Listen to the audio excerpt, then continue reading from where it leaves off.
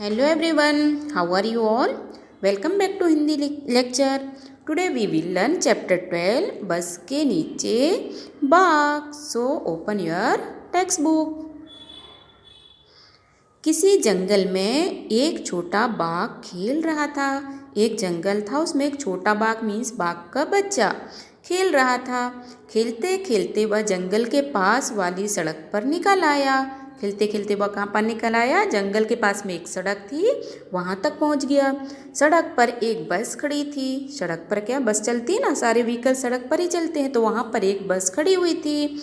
छोटे बाघ ने देखा कि बस का दरवाज़ा खुला है. बाघ अपने अगले पंजे बस की सीढ़ी पर रखकर बस के भीतर देखने लगा. जैसे ही देखा कि यहाँ पर एक बस खड़ी है और बस का दरवाज़ा क्या था? खुला हुआ था. तो बाघ ने अपने पंजे जो हैं बस की सीढ़ी पर रख के भीतर की तरफ देखने लगा कि बस के अंदर क्या है. उसने क्या देखा? बस के अंदर क्या होता? उसने देखा कि बस के भीतर आगे की तरफ से घर घर की आवाज़ आ रही है. आगे की तरफ से मतलब जहाँ पर ड्राइवर बैठते हैं वहाँ से कैसी आवाज़ आ रही थी? घर घर की आवाज़ आ रही थी. और उसके पास एक आदमी बैठा है. उसने देखा बस के अंदर की आवाज़ आ रही है और वहाँ पर एक आदमी बैठा है. छोटे बाघ ने यह भी देखा कि उस आदमी के सामने एक दीवार सी है, लेकिन यह दीवार कुछ अजीब थी.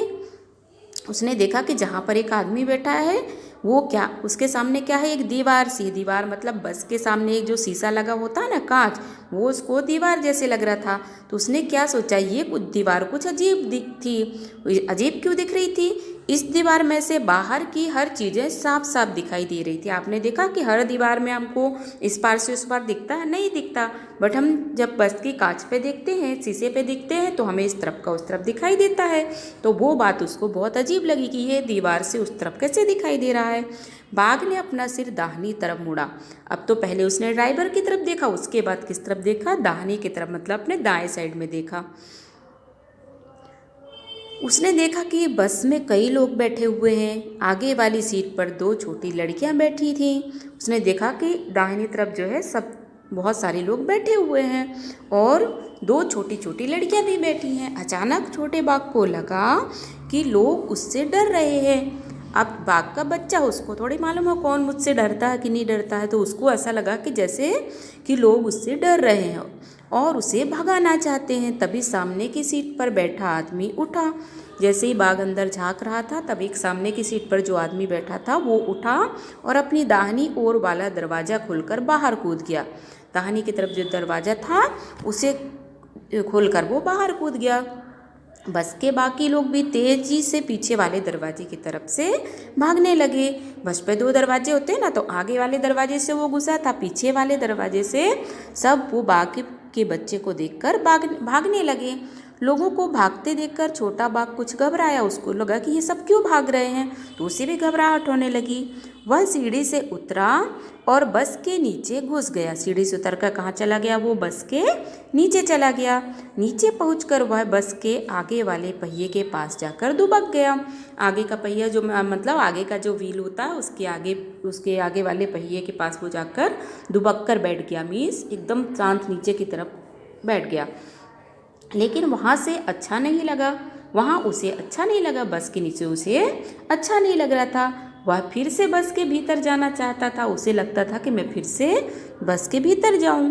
थोड़ी देर बाद वह बाहर निकला और बस की सीढ़ी पर पंजे रखकर भीतर चला गया.